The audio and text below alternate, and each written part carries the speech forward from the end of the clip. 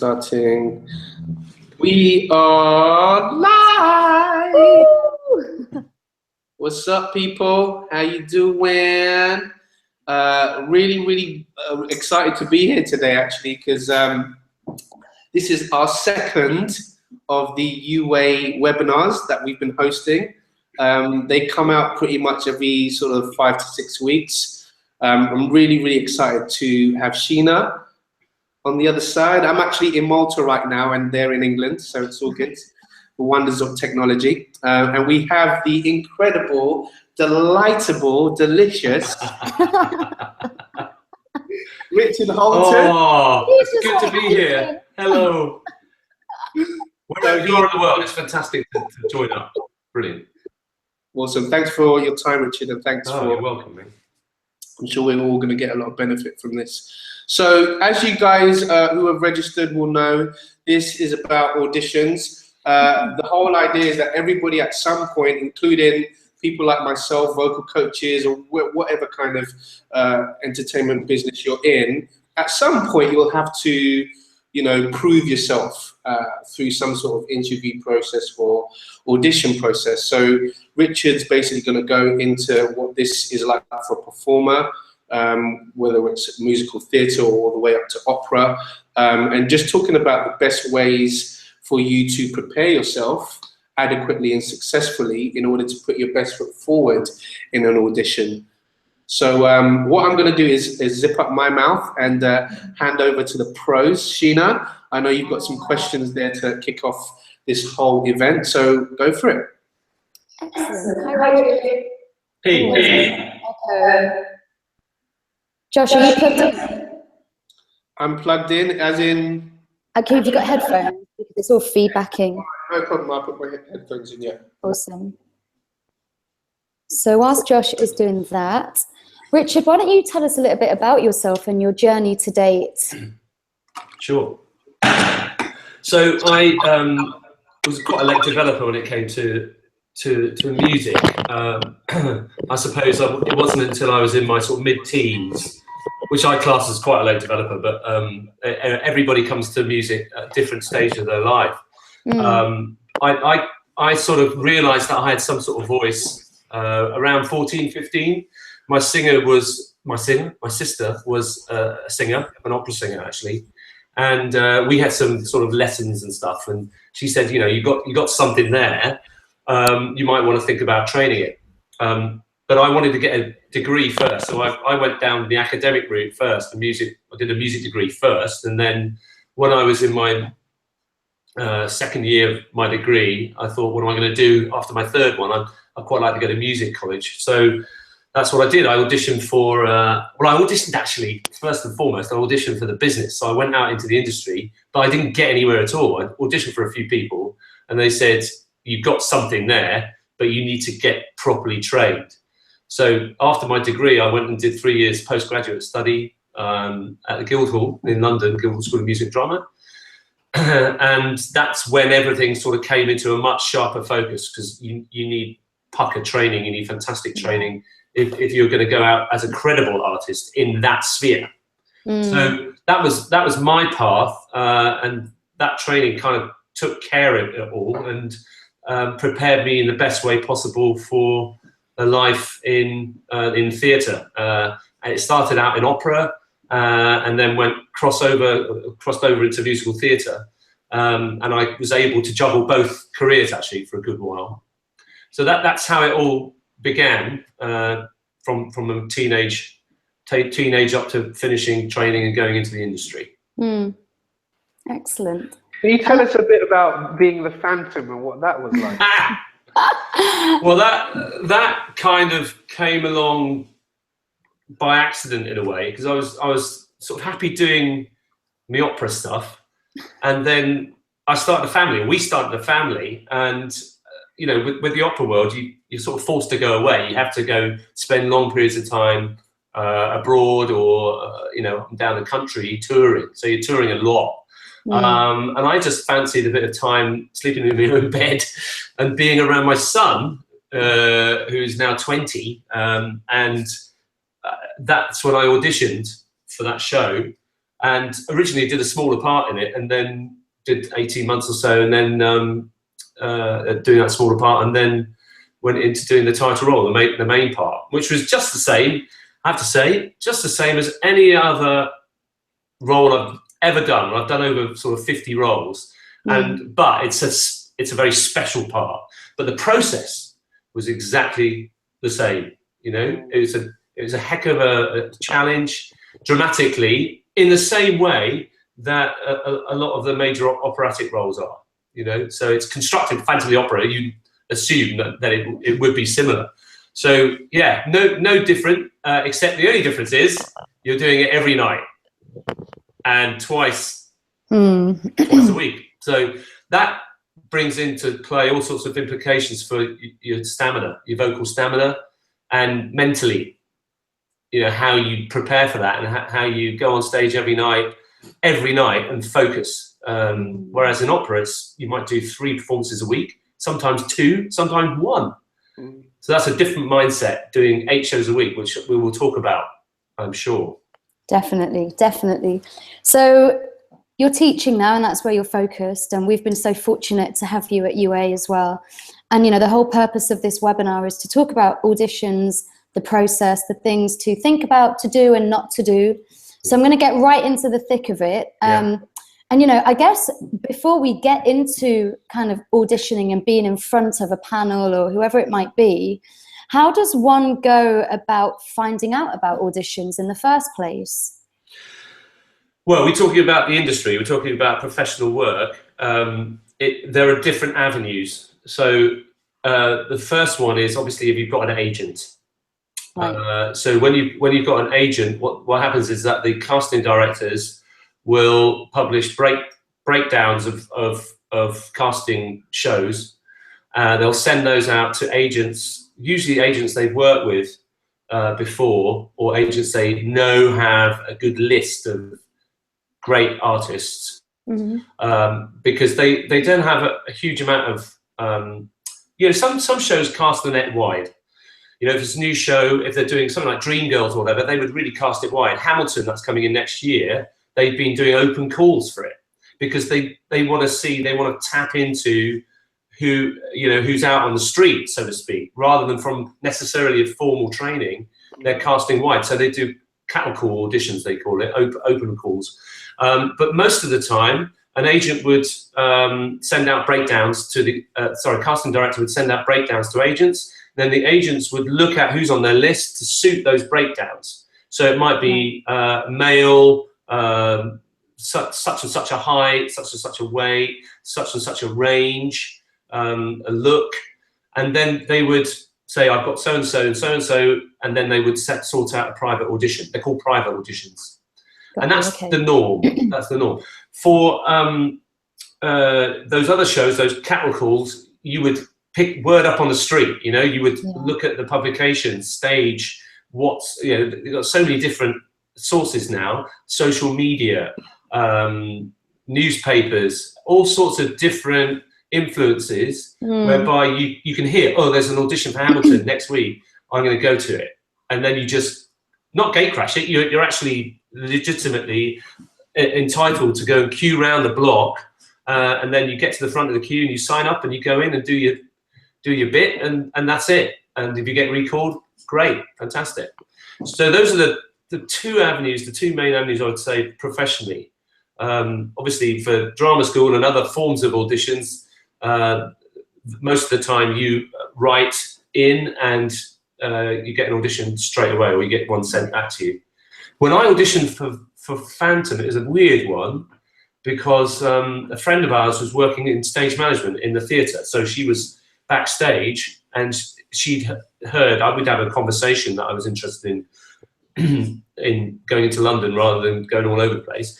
And she said, why don't you come and audition? So I wrote into Cameron Mackintosh at Bedford Square. I just thought, well, I'm going to do it. You know, I had an agent as well.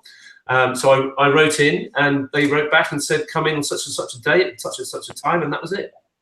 Amazing. So you have to be proactive, you know, you have to, part of you has to think, okay, I haven't got that through a sort of legitimate source. I'm actually going to go out there and hustle. which kind of leads into my next question. You mentioned agents and managers, and I mean, how important is that in the world of musical theatre? Is everything really done through an agent, or anything that's key done through an agent?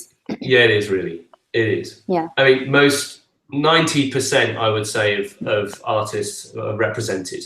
You might get the odd new person who's coming into the picture who hasn't got any representation, and actually it's quite a good leverage tool. If you get a job off your own back, well done.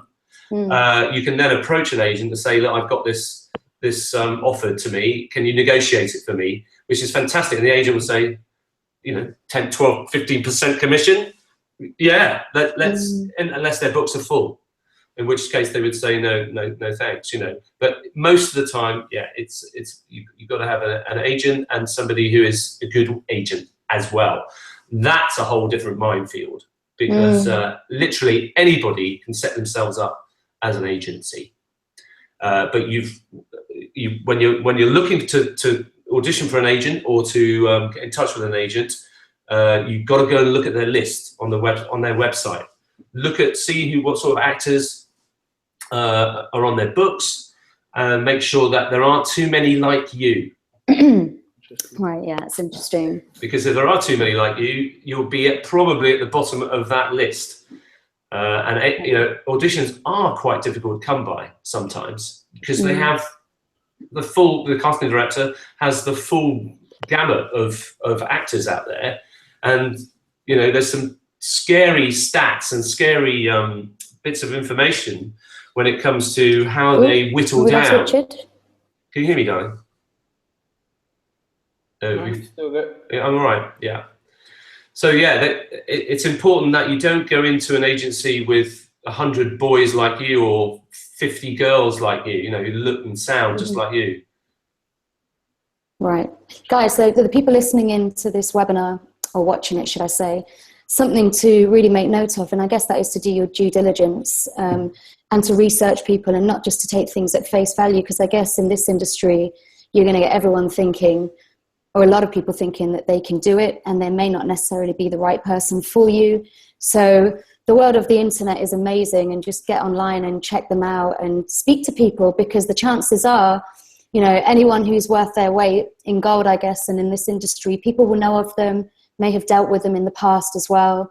So yeah, I emphasize that point, and try not to get your fingers burnt, because we hear of those horror stories all of the time. So Richard, we're kind of touching on it now, but one of the things that I often think about, and that is before you even get into an audition room, what kind of preparation can and should a singer do? What are the key things to consider? Well, the obvious things are your craft. I mean, it's one thing setting foot into a room, and somebody once told me never to expect the unexpected, which means never open your mouth not knowing what's going to come out, technically, and obviously in terms of preparation for that song you're singing. Yeah. So that encompasses a whole range of stuff which help minimize that expecting the unexpected, which we don't want. We have to go in there, everything has to be a fait accompli. You have to know your words, you have to know the song back to front, you have to know the context of that song, the show that it's from, you have to make sure that it's the right range for you and where you are vocally, so it's not too big. It has to show off range, it has to show off stamina, strength, all sorts of so many different things. And that, I would say, stems from knowing your voice. Yeah. And when you have regular singing lessons or vocal coaching, you get to know your voice like you do a friend. The more time you spend with your voice, like a friend, you get to know them.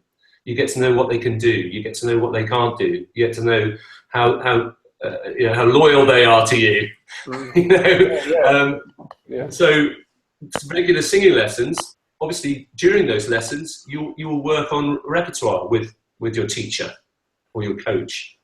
When you're working on repertoire, you're getting through stuff. You're getting through songs. Then you start understanding which songs suit you better than others. Some suit your personality better than others. some suit the type of voice qualities that you want to employ, that you can show off to your best in your best light. You might have a beautiful, what we call mezza di voce, a beautiful, soft, gorgeous, velvety quality, which you can really exploit, and that is your USP, if you like. You know, that's something which will attract an audience to you because you can do it so well. You might be a belter. You might be able to sing in high belt quality and put over a song like a "Don't Rain on My Parade" or whatever it may be from Funny Girl. And you know, those showstopper songs are grabbers. You know, they grab an audience. They force the audience to listen to you. So, yeah, having regular coachings and singing lessons. What I mean by regular, it can be every week. It can be every 2, 4, 6 weeks.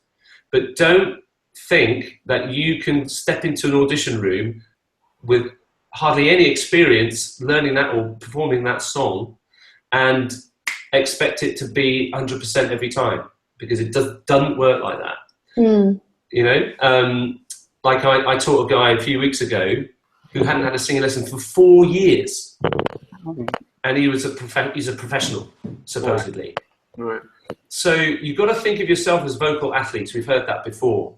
Various people have said it, and I think it's absolutely true. Do you think a professional athlete would not prepare, do winter training, not prepare for a major athletics meet or whatever without having worked with his coach day in, day out leading up to that event? No, it's not going to happen. No. So it's an investment. It's something you should and you must do if you want to walk into that room and deliver the goods to a high level. What about before you even open your mouth? You know, I heard, I think it was at UA, I think Julie was discussing something with me, and it wasn't even about the singing, it was just about how somebody walks in to the room. Yeah, well, your body language says an awful lot about who you are, and your demeanor, the way you use your eyes, the way you smile. Obviously, you've got to be yourself. That's number one. Be yourself, but at the same time, don't walk in with what we call a resting bitch face. You know, looking miserable as sin. Try to look as though you want to be there. Engage. Wow. Make eye contact with your panel. Smile at them, because if you're friendly, they're more likely to be interested in you. If you look like you're high maintenance and you're a difficult person, then they're not going to be interested. No matter how good you are as a singer, unless you're a big name. Right. You know, even big names, pains in the butt. You know, people are looking maybe, can we get somebody else because they're easier to work with? You know? And that brings me on to other things, about being asked back. You know, it's not just about that one audition. You might get the job out of that, but if you're a lovely, happy, friendly, nice person, you're more likely to be asked back, and that's what helps build a career. So you've got to start the principles of being nice and friendly and open will get you a long way in this business. It's amazing how often we hear that. I think Josh will agree as well, that everybody we speak to, I was in a meeting yesterday with the Music Managers Forum, and one of the first things that the lady said was how you are as a person, how nice you are, and how people react and warm to you. Is one of the key things. So just to recap for the people watching this, I guess make sure you know your craft, work with a coach for sure, know what you're doing, and just think about how you're coming across, I guess. It's so important. And so, Richard, is there, sorry to cut you in there, is there space for individuality at these auditions, for in the pop industry, that being quite unique is actually a strength as opposed to being someone that kind of blends in with the status quo, the crowd? I find, am I right in saying that with musical theatre there is a certain amount of blending going on, or should somebody really stand out and be quite individual and unique, or not, or is there a balance there? Yeah, there's a balance. If you're going for principal roles, so if you're being cast as a character, then I would totally agree with you. You know, it's about standing out from the crowd. It's about individuality. It's about taking on a song that you make your own. Obviously, everything you sing, you have to make it your own because it's you. You don't want to impose any extraneous things. It's got to come from deep within. So that's you. This is your personality. You know, I think most casting directors want to see somebody up there who is their own person, no matter what they're going for, whether it's ensemble, whether it's you know, people in front of the ensemble, other members of the cast, yeah, who are doing solo roles. Yeah. If you're casting a West End show, or if you're at a national theatre, or you know, Regent's Park or Chichester or any place like that, it doesn't matter where it is really. They want to see somebody who has that extra special thing that is not part of the crowd. So I'm talking not only your personality, the way you act through a song, but also your sound. Because let's face it, and I hope I'm being honest actually about this, because that's something I've noticed over the years. A lot of the drama schools, I'm afraid, are churning out a lot of graduates who sound very similar. It's like a sort of generic high larynx, belty sound, especially in the girls. And casting directors see hundreds and hundreds and hundreds of these. The casting directors might have to do a 10-hour day where they're casting a show from, you know, morning, noon and night, and they will get hundreds and hundreds of the same sounding types. Right. And it's partly to do with, you know, a college, if they assign themselves to one vocal pedagogy. Okay. So we're getting this more and more. I'm not going to mention any names, but as a teacher, if you want to get in there, you have to be versed in that pedagogy. So what happens is then that they have a whole group of teachers who will teach one particular method, and that's when you start getting clones. I see. You know, and the conservatoires, interestingly, the classical conservatoires don't work like that at all. And we're talking about high-end, professional, well, they're all professional, but high-end, sort of high art, classical opera training. The teachers will have their own ideas. So then you get a whole bunch of individuals, a collective bunch of individuals, not what I hear in grad shows and what have you, a whole bunch of performers all sounding the same. Interesting. So when they go to audition, there's nothing that makes them stand out necessarily vocally. Right. They might bring other things to the party. You know, they might bring bags of personality and good looks and fantastic movers and all of that. But essentially, there's this fascination with sort of high larynx, sort of unattractive, sort of almost yelling. Nobody likes being shouted at in terms of being a casting panel, you know. And I'm led to believe that's what happens quite a lot because of colleges' insistence on getting into bed with one particular vocal pedagogy. Interesting. That's very interesting. Richard, talking about the audition and singing and sounding unique, and it kind of brings me on to song choice. You know, often we hear, oh, great voice, looks great, but just wasn't the right song. Now, absolutely. How important is the song, and how does one go about choosing that song for the audition? It's a good one, Sheena, that, because you get it all the time. People who choose a song that's too low for them, too high, generally too high, just not suiting their personality. They might do a comedy number but have no clue as to how to put that over. So it is really crucial, and the only way it ties in with what I said earlier, actually, it ties in with the more you work with a coach and a teacher, you get to know what your can-dos and your don'ts, do's and don'ts. You know, your age is a factor as well. I would always advise students and the artists to sing their age.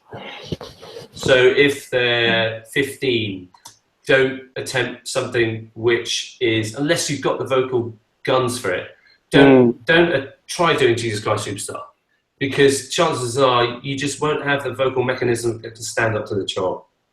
So you've got to think about all of these things. Sing your age, sing material that's not too high for you. Even if it's a work in progress, you don't audition with a work in progress song. Right. You audition with something that you know you can get up in the morning, and even if you're feeling pretty shitty, you're not feeling great, you can still deliver that song to a high standard that will force that casting panel to recall you, because that's the first port of call. It's getting recalled. There are very few shows which cast from one audition. Right. They will call you back 5, 6. I was called back 6 times once for a show. Wow. Which tests your resolve. And each time they wanted to see, it was like a pass the parcel thing, They wanted to unwrap another layer off you. And you had to, your responsibility was to show them that little bit more each time. So rather than one audition, that's it, thanks very much. It's very, very rare that. Most of the time it's multiple auditions. Is that because they're still trying to choose between you and maybe another person, or? Or they're just not sure. Right. There's something, I'm not quite getting it. I know he's good. I know he's got something. He's got lots of attributes here, but we're not quite ready to say, yeah, we want you. Plus, they might be waiting on other people's availability. They might have another guy who looks like Richard Halton, but and it comes down a lot of the time to, if you get to the finals, they call them finals in the West End certainly. If you get to the finals, there might be 2 of you up for the job, but you're not in the same room together.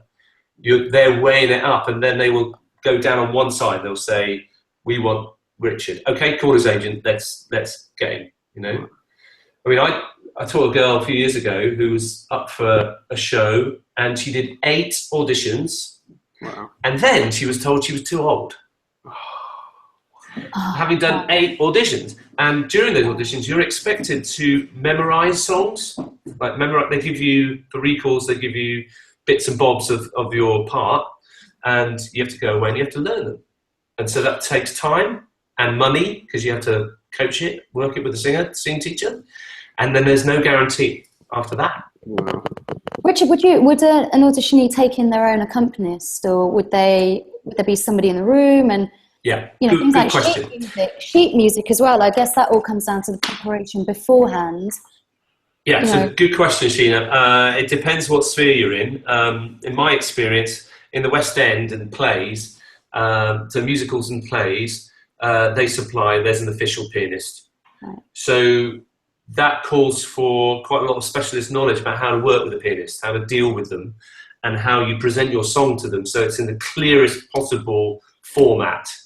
I'm not saying you supply music that's like those kids Disney things with dots, massive, easy to play. No, it depends how clear the mark out is when you're doing cuts. So this is it, people. You don't want to choose a song with 8 verses and do all 8 verses, because the panel will be saying thank you, or they'll be asleep, or they'll be on their mobiles or whatever.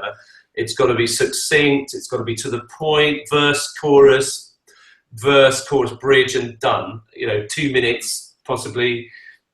That's your lot. Sometimes they will cut you after a minute because they have a whole day and hundreds of people to see.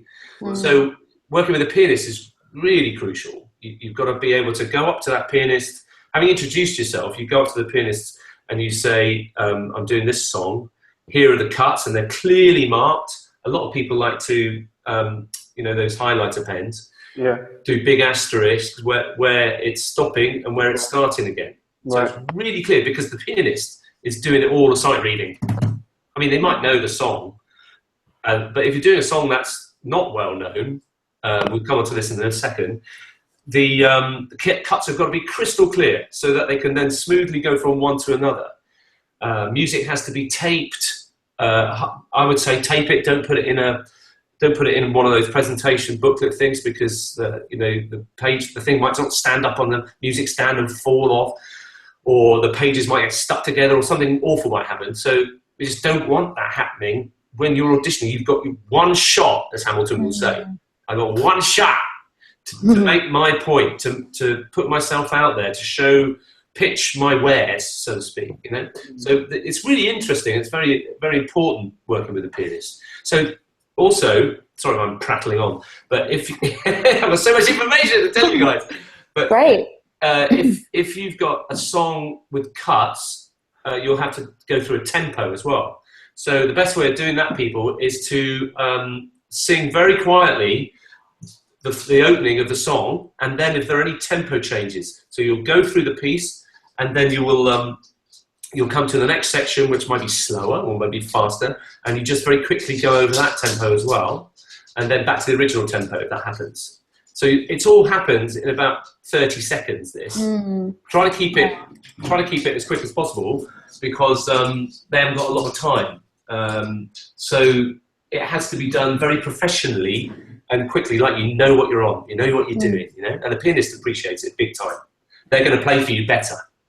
Right. Wow. If you're clear and professional with how you make your cuts, the tempo, and one big thing is, don't choose a piece that is highly proficient on the piano. What I mean by that is virtuosic. Right. Don't do it, because otherwise the pianist will be like, oh God. And again, it can have a detrimental effect on what you do. Okay. I've had occasions where I just had to continue. I made that mistake early in my career. I would choose something which is fiendishly difficult, and the pianist was like, okay, I'll give it a go, see how this goes, you know. Wow. You don't want that. You've got to choose a piece that best judgment is that they can handle it. Right. Amazing.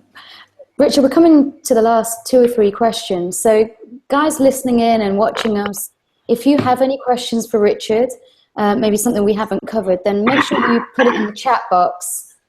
Just type it, and I'm sure Josh will ask at the end of this call.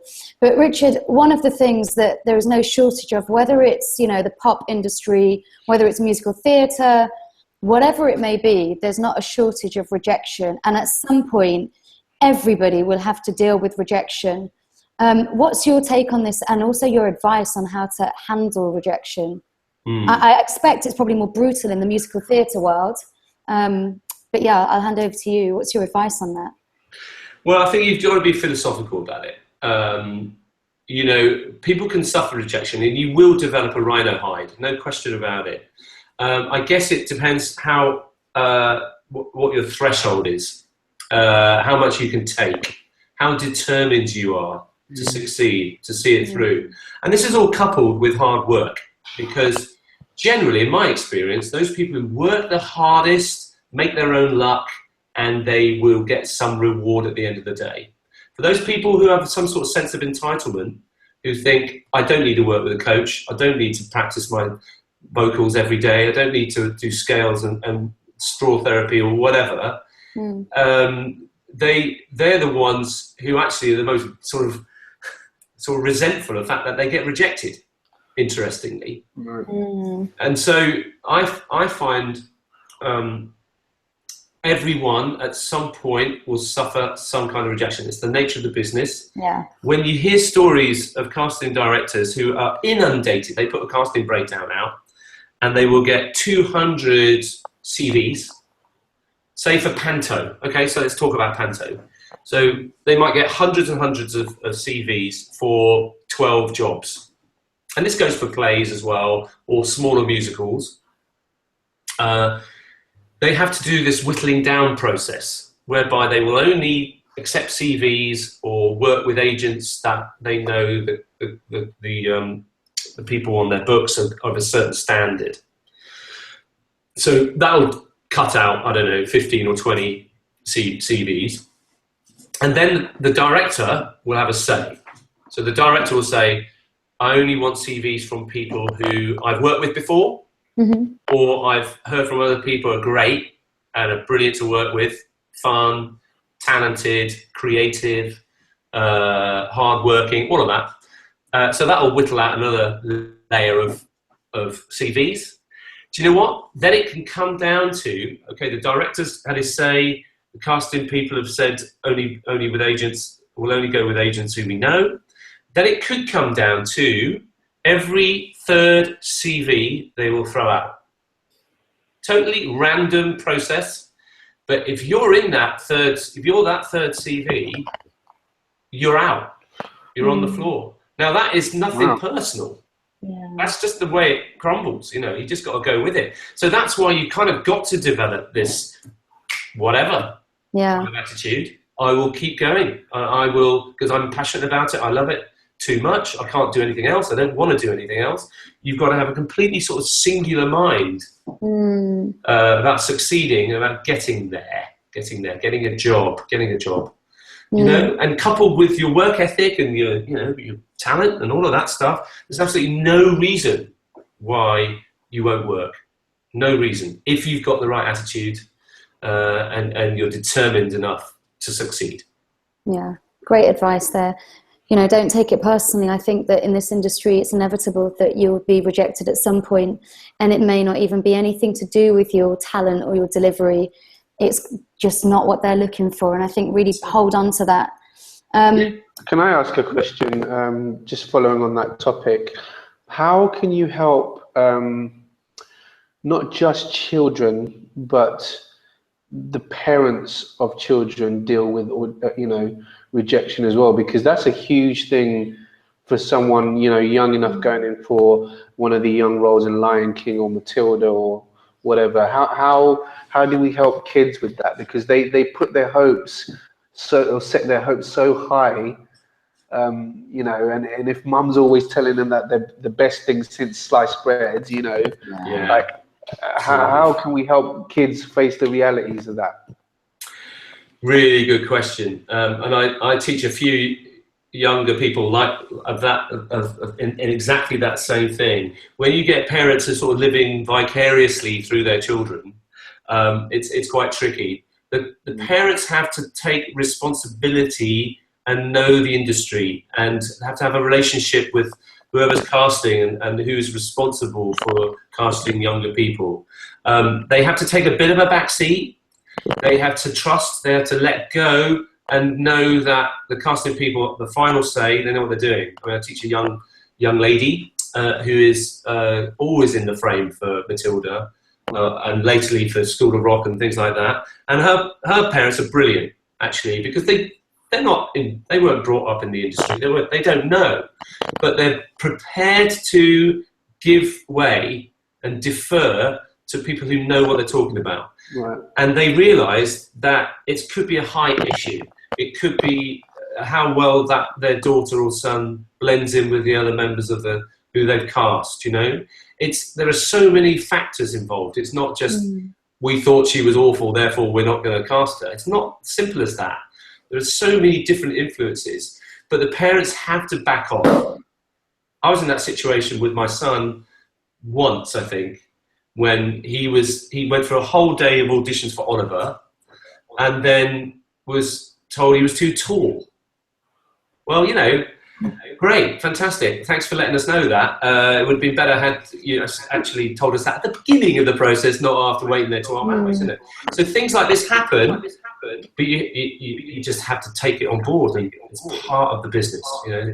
But the parents shouldn't they shouldn't buy into it too much, you know. Let the kid do the work, let the casting people do the casting, and if it's a marriage made in heaven, fantastic. If not, the child has to understand this is the nature of the business. Luckily, this younger girl that I teach is really bright. She's aware of it. She's aware straight away that you have all of these extraneous happenings, these things that are out of your control going on. If you know they're out of your control, you won't take it personally. It's just the way it is. Great feedback. Great. Richard, what's the usual etiquette in terms of, you know, if you are rejected in an audition, do they offer feedback as standard, or is it acceptable to ask for feedback? Like, what's the usual process, I guess? Yeah, in my experience, sadly, because I don't necessarily agree with it, they just don't have time. They just don't have time to feedback. Occasionally you get it. You might, if an agent has a very close working relationship with a casting director, you know, the agent might drop a tweet or a personal message or say, so, how did so-and-so get on? Then they might get some feedback. But generally, you know what? You don't even hear. You don't even get, thanks for coming, we thought you were great, but not on this occasion, like you do for a job interview. You know, we thought you were great, but not on this occasion, we'll keep your records on file or whatever, you know, the fog off letter. You don't even get that. You don't hear anything. I auditioned for a show once, and I was in the room for 25 minutes, and I thought, I'm in here, this is great, you know, fantastic. And I thought, I might even hear on the way home, you know, I've got the job. Nothing on. Okay, well, 24 hours went by. Yeah, they must be. I don't know, going for dinner or going out or something like that. Weeks went by, nothing. So I thought to my agent. I said to my agent, should we find out what's going on?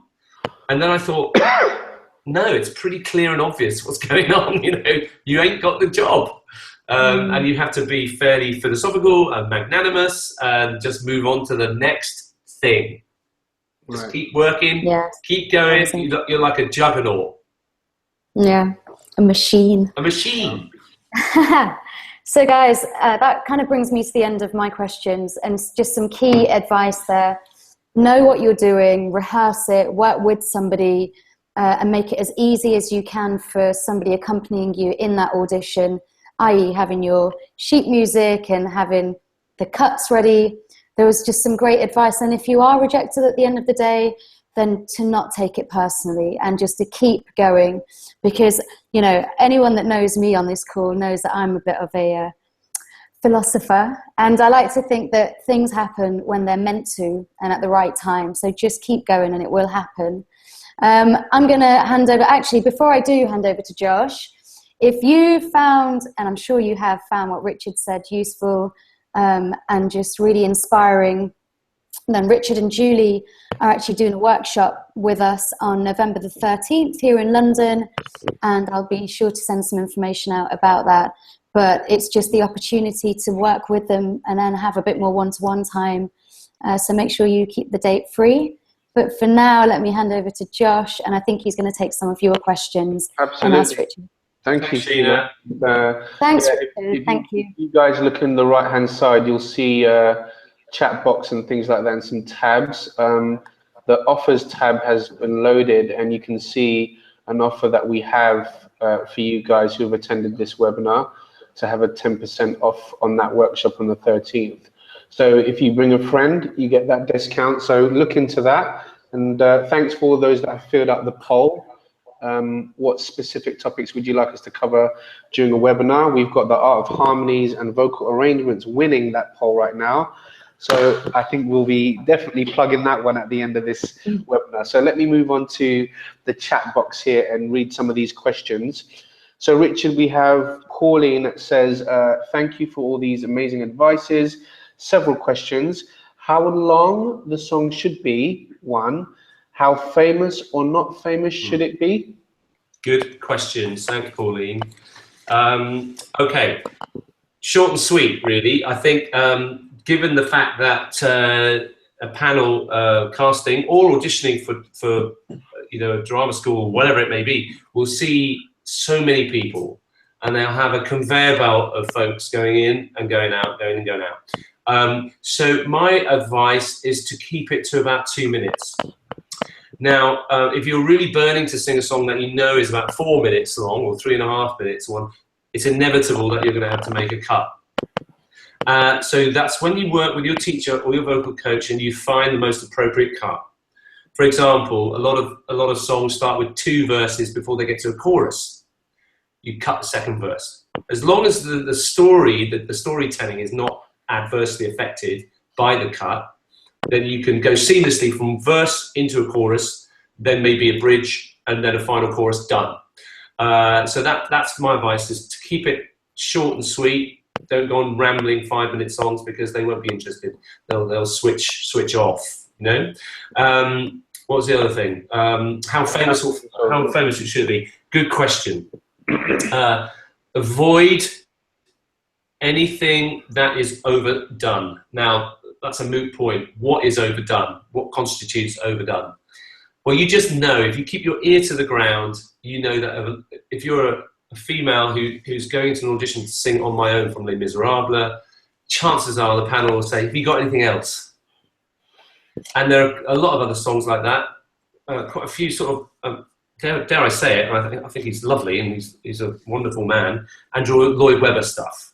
Be careful about doing memory, or, you know, or any of those great big anthemic Lloyd Webber numbers. Yes, he wrote so many other fantastic songs which you might want to do, like Unexpected Song. I don't know how often that gets done. Probably not as often as With One Look from Sunset Boulevard. You know, you've got to make a judgment call on this, and usually, I tell you what's becoming more and more popular: songs by new writers. So there are a whole list of American and British songwriters, for that matter, who are making a bit of an impact out there, and quite a lot of younger people are doing new writing partnerships. Stiles and Drew, Kerrigan and Loudermill, Pashek and Paul, a lot of folks doing great songs by these people, and the panel won't be as familiar with them. So then they've kind of got a blank canvas they're working with, rather than, oh, I've heard Memory 5,000 times and I like the way so-and-so does this or so-and-so does it, and you're not doing it like them. See what I mean? So they have like a preconceived understanding of how that song should be. With a new writing partnership song, they don't so much. So, you know, I would try and do something that is a little bit unusual, that still ticks all the other boxes as well. It suits your range, it suits your ability, it suits your age, it suits your personality.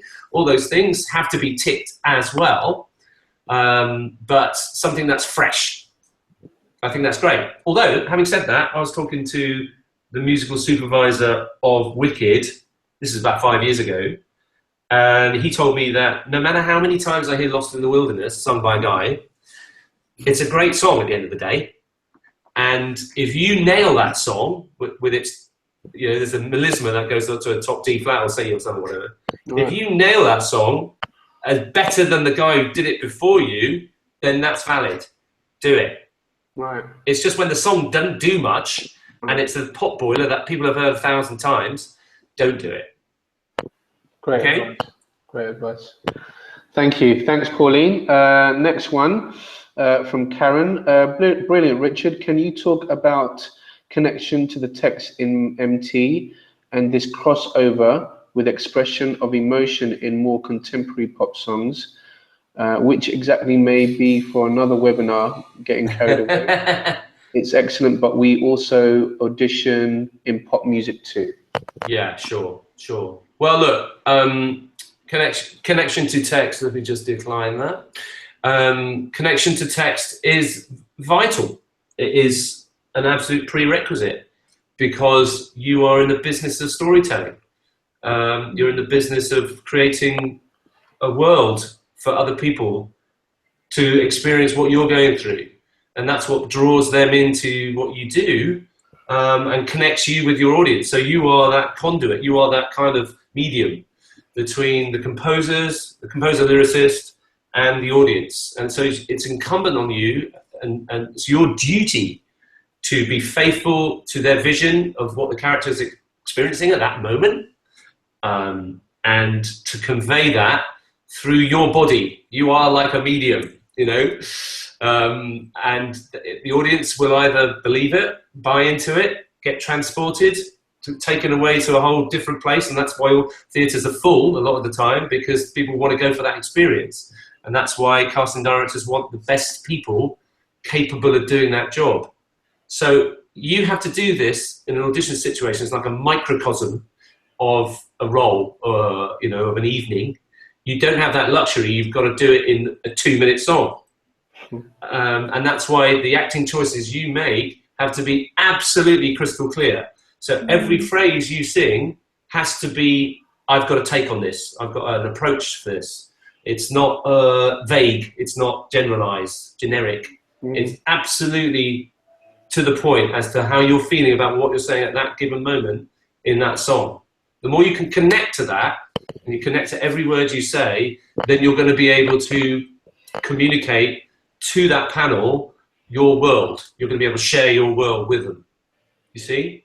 Amazing. So that's how important it is, connecting to the text. It's an absolute necessity in theatre, in musical theatre. In opera, yes, it is very, very important, but there are other demands placed on the singer which can sometimes put that moment, that connection to text, a little bit behind, you know, because of the pure vocal demands placed on it. So it's not as high up on the list for a lot of people. It's about the sound world. It's more about the sound world, I would think. Whereas theatre, it's about the text. Obviously, it's about voice as well. Yeah. What was the other thing? That was it, actually. You answered all of that. Okay. Oh, about empty and pop. Oh, yeah. It's an interesting one, this, actually, Karen, isn't it? Yeah, because contemporary pop songs, the text is very, very important, obviously. But again, it's a little bit like the opera world in that we're in a sound world here. You know, a lot of the best pop singers are focusing on the quality of the sound, not necessarily about what they're saying as much. It's funny, there's a connection there with opera and classical singing.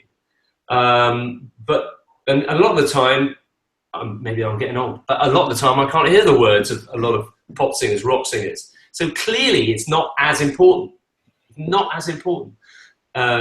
We teach in a way that it is important. We make absolutely certain that the singers know what they're saying, pop singers know what they're saying, and how they're going to transmit that through text, through words. But obviously, the audience, yes, they love the words, but they're going on the sound first, I would say. Maybe I'm wrong, but I think it's the sound first, and then text after that. Whereas musical theatre, it's a kind of joint process, I think. But text is important in pop. And a lot of the time, it helps the singer technically if they articulate the text as they would speak it. It's more out. Their voice then will become more out there, rather than being more anonymous. So yeah, it's crucial in pop as well. Cool. I want to move forward. So we've got some great questions here. How high of a standard is the voice expected to be when a person suits the character, acting, looks, etc., but the voice is not quite powerful? Could this person get a recall anyway? How much does your voice need to be trained? Yeah, it's quite a tricky one to answer that, actually, because it all depends on the perception of the panel. That you know, we're in a subjective world. It depends. If this for the industry, then you've got to be almost, it's not perfection, but it's got to be right up there, vocally, technically, so that you show no chinks in your armor, you show no daylight of vulnerability when it comes to the technical thing. And this is why the choice of song is so important. It's got to be kind of watertight technically. You know, if you're belting your way merrily through a song, and then right at the end there, it goes mezzo di voce, it's beautiful and it's almost breathy. And if you come off your voice at that moment and you flip it into something which is weak and vulnerable and shows a lack of technical prowess, that can obliterate everything you've done up to that moment. So you have to train your voice to be able to show all these different voice qualities to the same level, to the same standard, so that you are the complete article, the complete product. Even in a pressurized environment, like a big audition, an important audition, you have to get that consistency so that you are on point technically, given all those voice qualities. You show them what you can do every moment in that song. So there's not one bit of the song that's better than another moment. It's all got to be consistently pretty top notch, so that you leave them in no doubt as to you are the person for that job. So that the implications are: choose the right song, choose something that's not too big for you, not too technically advanced for you. You can still suggest what you can do with your personality and your voice, but you don't bite off more than you can chew. There are lots of songs that I couldn't do, that I would have to work on a lot and embed into my voice and my vocal technique.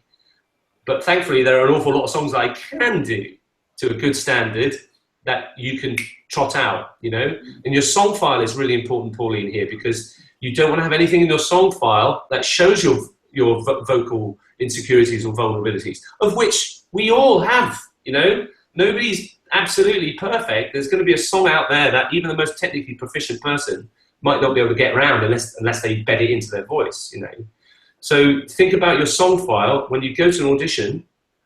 Make sure all of those songs you can deliver to the same high standard.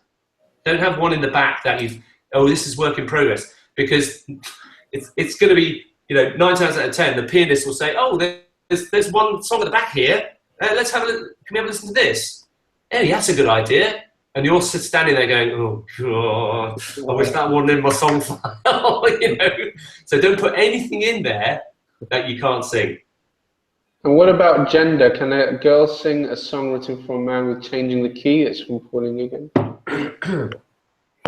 In rare circumstances, yeah, but if you've got, you might be able to change a he to a she. It can work, but generally it's avoidable. You know, avoid it, because there are so many other songs out there you could do that would suit the sex that you are. You know, you might be able to change it if you're really, really passionate about that particular song and you know you can nail it. You might, yeah, you could possibly change the gender and make it work, but not if it's always done by the same gender. That would be a bit too left field, and the casting people would say, well, why did you choose that when there are so many other songs out there? Right. Yeah? Interesting. And when preparing for an audition, particularly for musical theatre, would it be better to opt for a piece where you can show that you can dance as well? Absolutely not. Separately?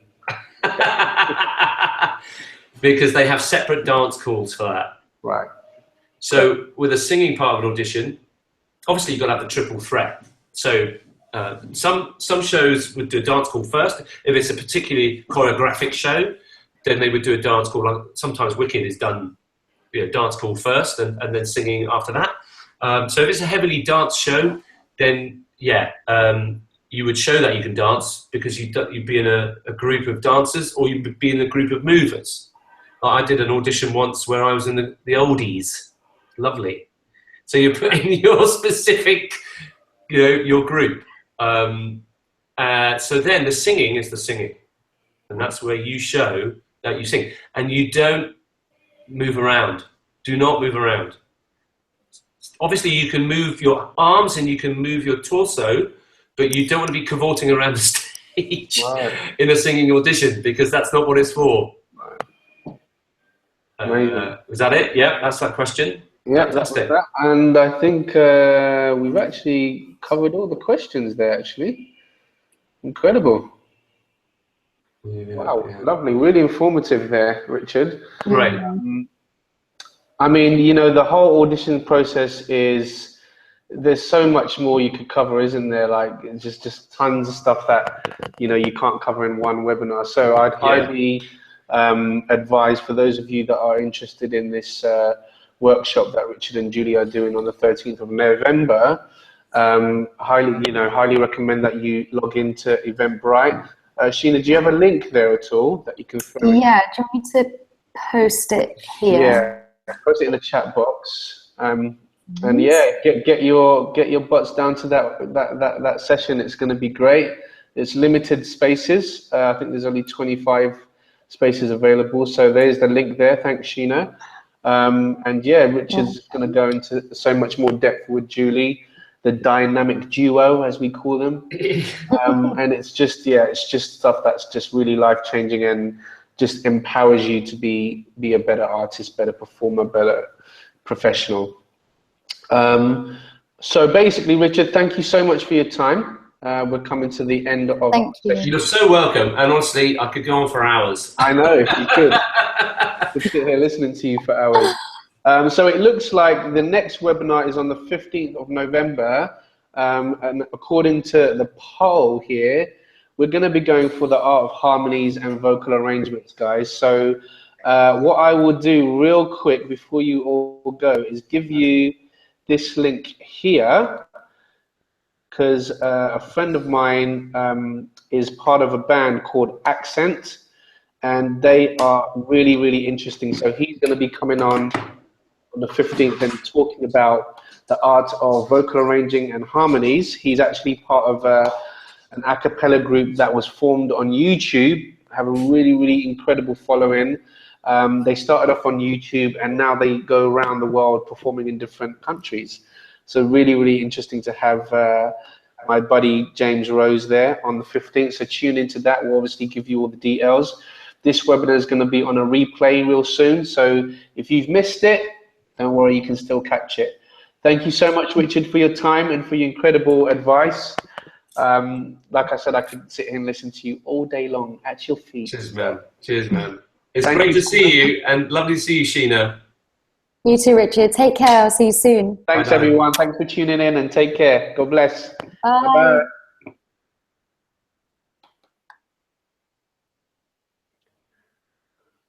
Hello. I think we're still live. All right, here we go.